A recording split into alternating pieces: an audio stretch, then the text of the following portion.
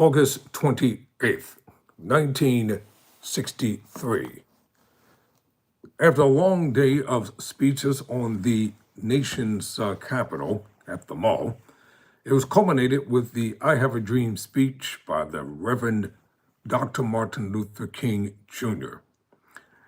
And I had an opportunity to listen to the entire speech, and the speech is more than just a clip that the media likes to use for its own purposes once a year.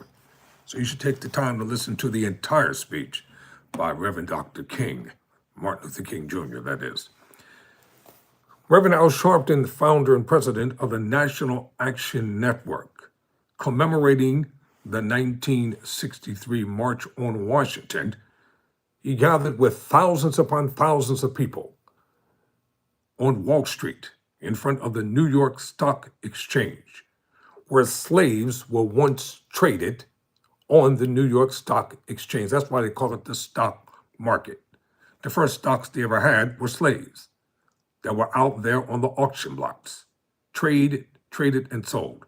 So I'm going to bring you the entire speech from Reverend Al Sharpton with the introduction from his daughter.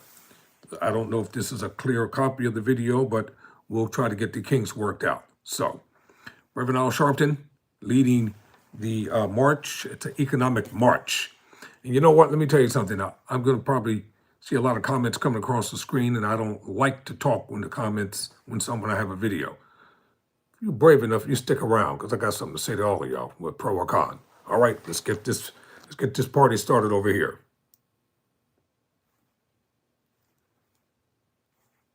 Himself, steady and ready to take on Goliath, not hoping but knowing that giant will fall. He is the visionary who saw this march before others understood it, the leader whose sacrifices carved the path for us to walk, and the prophet of economic justice in our generation. It is my honor to present to you, not just my father, but our leader for this day and time, God's messenger, the truth teller, the soul reacher, the liberation seeker, and true teacher, the Reverend Al Sharpton.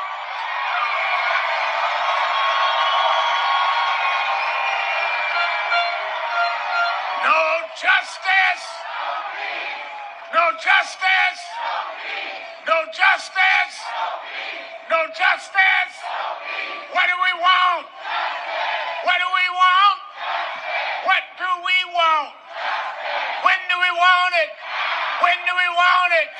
When do we want it? When do we want it? We won't go back. We won't go back. We won't go back. All right.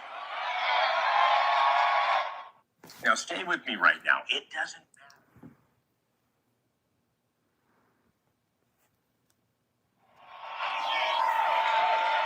They said 62 years ago that the dream that Martin Luther King Jr. spoke about was a dream that died in the late 60s. But there were those that kept on fighting. And we went from a balcony in Memphis that killed the dreamer to having a black family on the Truman balcony at the White House. We never stopped dreaming. But now that we have an anti-dreamer, one that wants to cut the tax rate for the rich and have cuts in Medicaid and SNAP pay for it. Why do we come to Wall Street? Since you have benefited from Trump, we come to tell you your benefit days are numbered. We're not going back.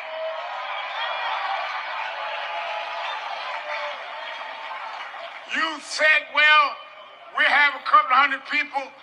We were blocks long, thousands marched. We marched towards your offices because we know your address. And we're going to march and keep coming to you until we turn the economic inequality in this country around. We're not going back. Let me tell you something. The fact of the matter, is the first thing traded on Wall Street was black bodies. The largest two ports for slave trade in America was Charleston, South Carolina, and Wall Street, New York. They stood us up right in this area and sold us like a bar of soap, sold us like we were some inhuman particle. But we come back the children of our ancestors. We come back ready to vote, ready to spend our dollars. We're not slaves anymore. We're not going back on the slave market. Donald Trump, get ready for the fight of your life.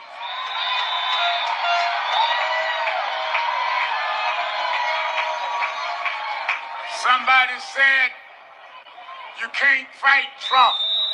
He got too much power. He has the majority of the Supreme Court. He has the majority of the U.S. Senate. He has the majority of the House of Representatives. Yeah, but there's something he doesn't have. He don't realize that our grandparents and our parents fought when they didn't have a right to vote. They fought when there were segregation laws. They fought when, as slaves, it was against the law to read and write. We are the most educated and refined African Americans in the history of this country. If we could fight when we had nothing, we can fight with what we got now. Some say, well, Reverend Al, use this strategy, use that. It reminds me of Saul in the Bible. After they thought David wasn't fit to fight. David was just a shepherd boy. David had never been to boot camp. David had never been military trained. When they finally said, all right, he keeps insisting to fight, let him fight. Saul said, well, use my sword and use my shield and use my helmet. David said, no, I don't need your stuff. I got a slingshot and a few smooth stones. Trump, don't let the folk around you tell you what we gonna fight you with. We come to Wall Street with our slingshots. You don't know how we gonna fight. We gonna meet you at every turn. We gonna meet you at every ballot box. We gonna meet you at every time you take the Dow Jones. We gonna factor in. We gonna take our dollars where we respect it, and we're going to close down where we're rejected. If you don't want diversity, inclusion, and economic inclusion in our policy, then you don't need diversity in our consumer dollar. You don't. We will shop with who does business with us. Who walks with us. We will stand with who stands with us. And we're not afraid of Trump. We've been beating giants since David. You just one more giant we got to face. Right now, they are trying to redo district lines. They can't win fair. So they're going through redistricting fights.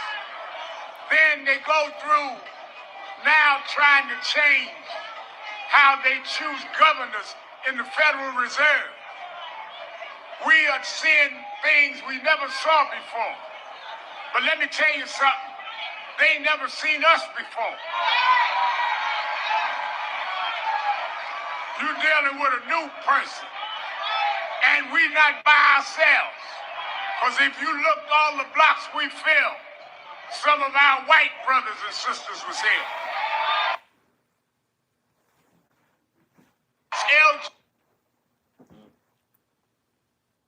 Hello, my name is Adam Ferrari.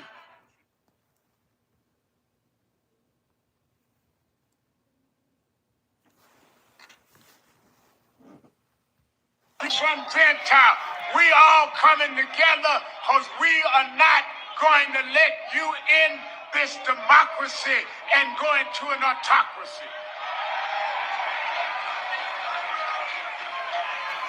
let me say this as I wind down. I know some of you rode all night to get here.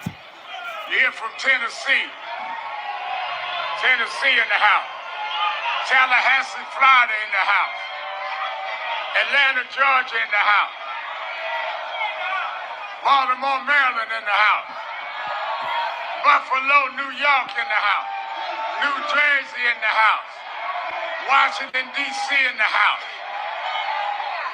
We going all Detroit, Michigan in the house. We are all over the country, but all of us on Wall Street, because we wanted y'all to know the address. Because we coming back with an escalated movement. We will not get off Wall Street. You are the ones financing Trump. You better back him up or we are going forward.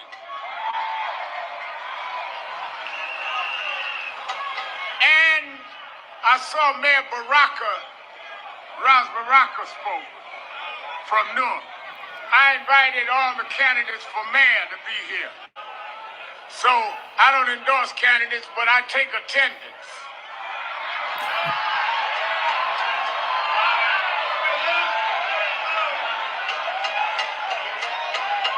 Let's hear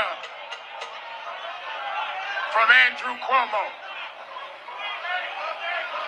Oh, he's not here. Let's hear from Eric Adams. Oh, he's not here. Let's hear from Zohran Mamdani.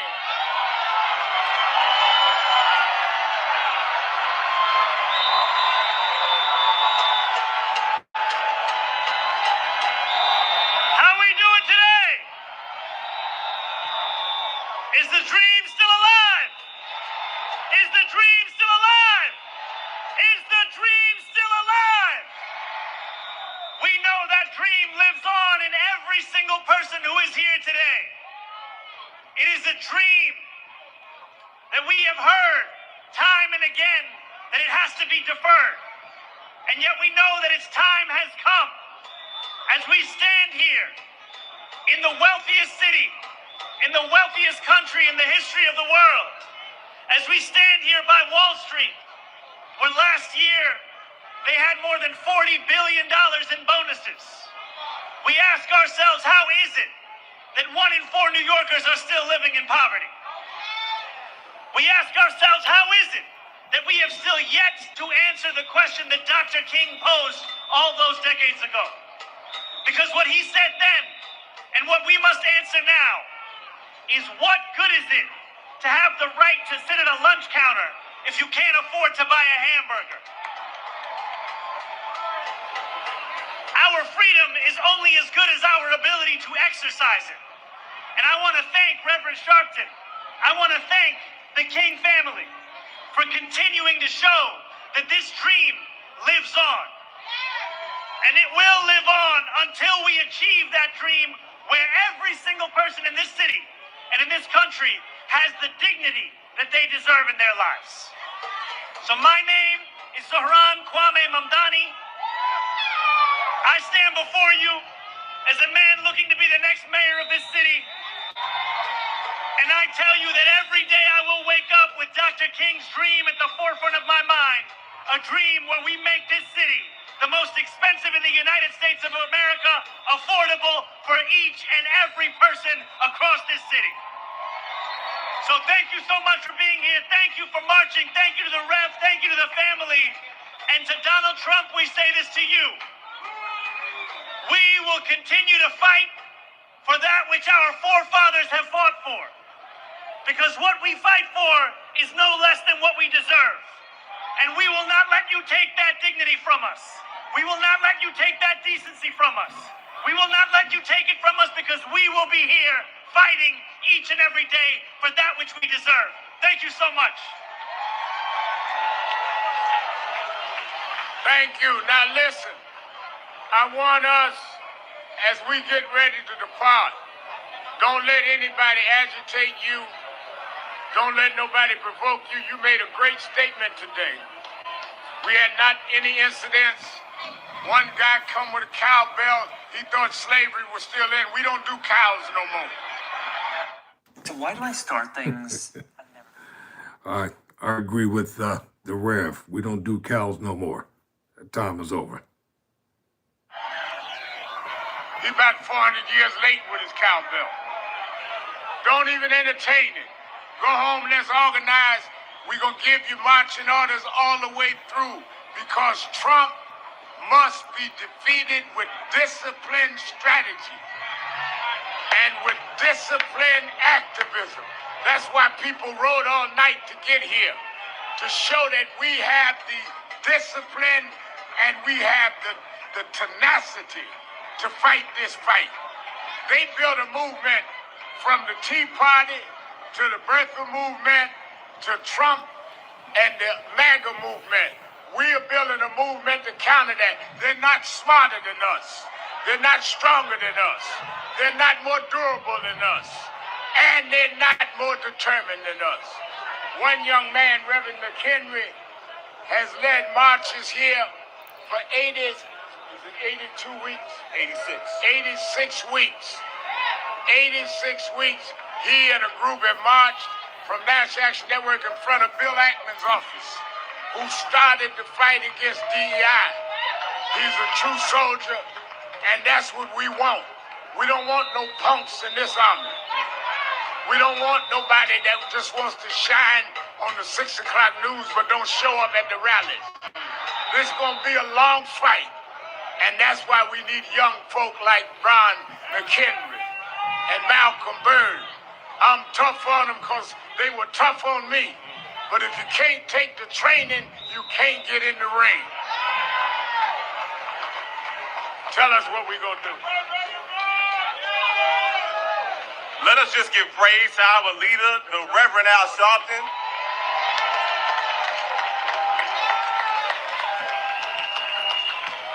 As we conclude this march, I just want to make this announcement. The buses will be behind us on State Street and Broad. All right, ladies and gentlemen, the Reverend Al Sharpton, the founder and president of the National Action Network, as he was speaking in New York City in front of the New York Stock Exchange about the economic disparity that's happening here in America. And it is in opposition to the DEI cuts and many of the white racist CEOs of major corporations. They have caved in because they want the tax cuts and they want the free money that comes along with it. And Target is already feeling the impact of a national boycott that's been led by Reverend or Pastor Jamal Bryant from New Birth Missionary Baptist Church out in Atlanta. And when there is a voice of unity and when people work together, the powers that be can't do what they want to do. I'll give you an example. The reason why desegregation of happened for transient means in America is because the Montgomery bus company was brought down to its knees for 1 year. Dr. King and the individuals, they led a national boycott against that system. And it brought it down to its knees. It was going bankrupt, and it was the White Citizens Council that got together and tried to sue Dr. King and the Southern Christian Leadership Conference, demanding that Black people pay full fare to go to sit on the back of the bus and continue to deal with racial discrimination. They were out of their darn minds. That's the reason why they changed their policies. All these major stores that people love, they all came from the South, and they were all racist and bigoted during that time. I don't care who they are, the name brands, the et cetera, et cetera. And they all got rich off of Black people.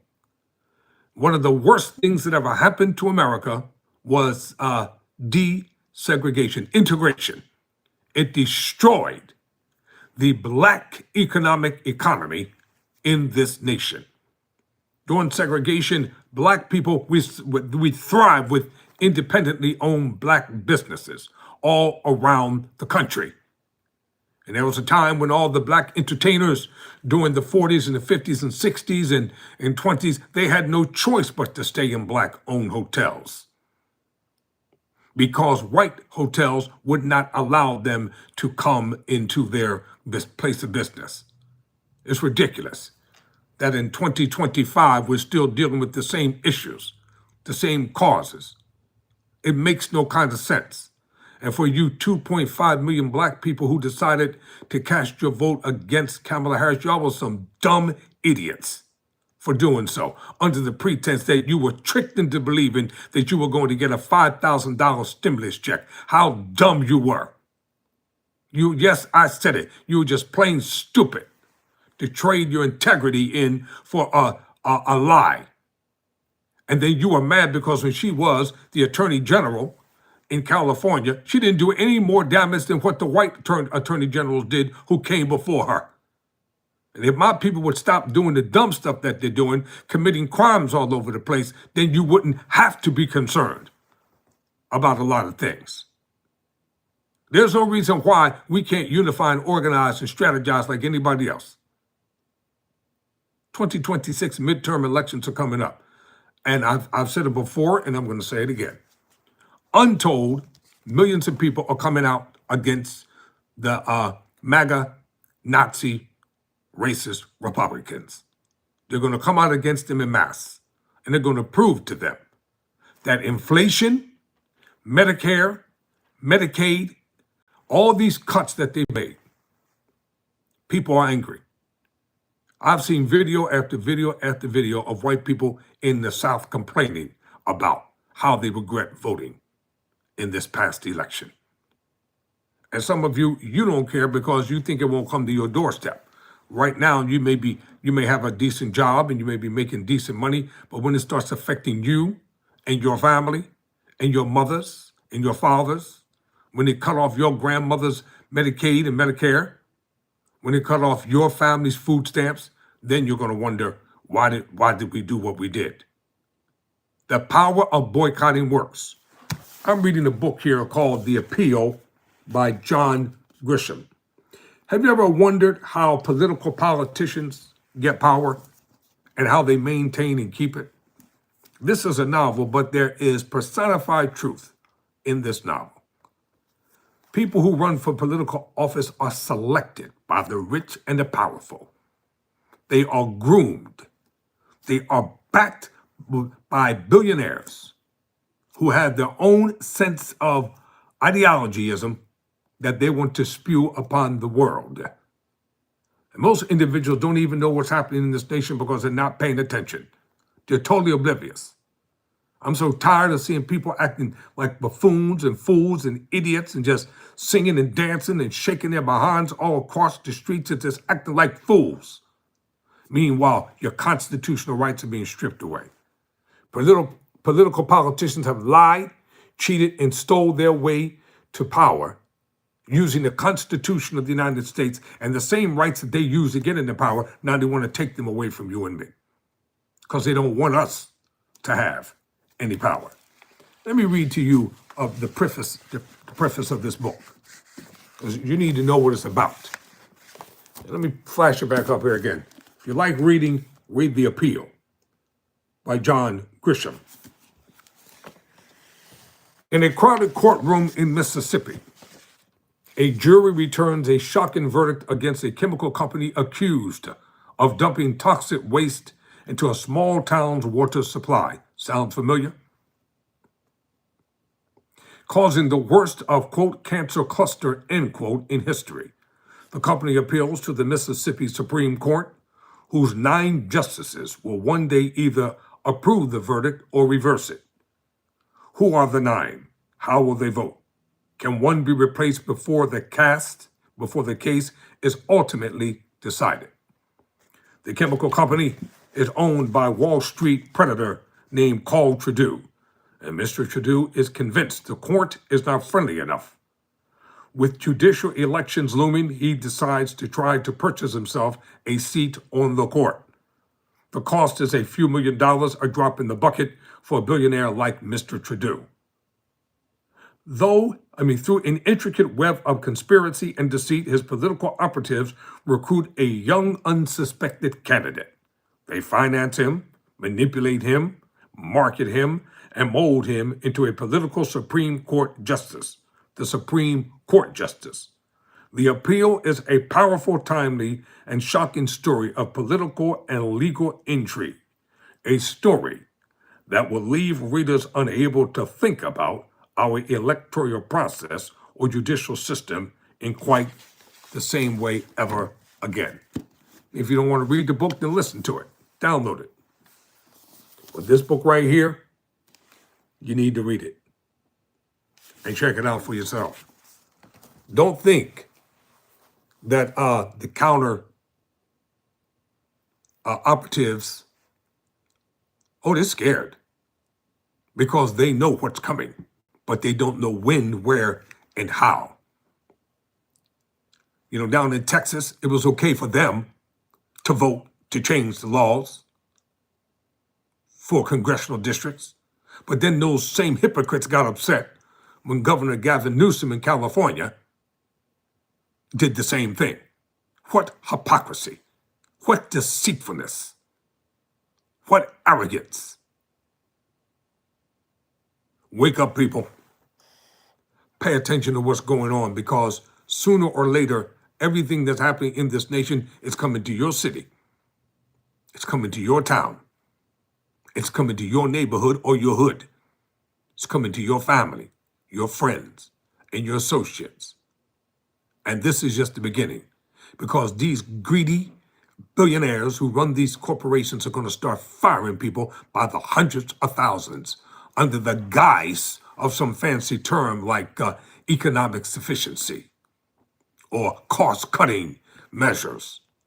It's all tantamount to being fired. Capital F-I-R-E-D, exclamation point. Do your own thinking for yourself. Do your own research for yourself. Don't let people make you think their ideology is the best. I do my own research and writing. I'm an avid researcher and a reader. I don't let nobody think for me or talk for me. I can think for myself. I can talk for myself. And on this program, you're going to get it pure and unchaste. I'm not pussyfooting around, and I'm not playing on this channel. If you're looking for entertainment and buffoonery and stupidity and ignorance, there are plenty of other YouTube channels y'all can go to and where they can clown you all day and all night, but you won't learn anything. And then they'll beg you to keep sending money to their cash apps. And people will give it to them by the untold hundreds of thousands. Being hoodwinked, bamboozled, quote, end quote, over and over and over again. This channel will never be monetized because I don't want it to be monetized. I didn't come on here to make money. I came on here to present a service for those that are interested in what we do here on this channel. So I'm going to leave the way I started. Get it together. We're just getting started. Thank you all for watching. Never surrender. Never quit.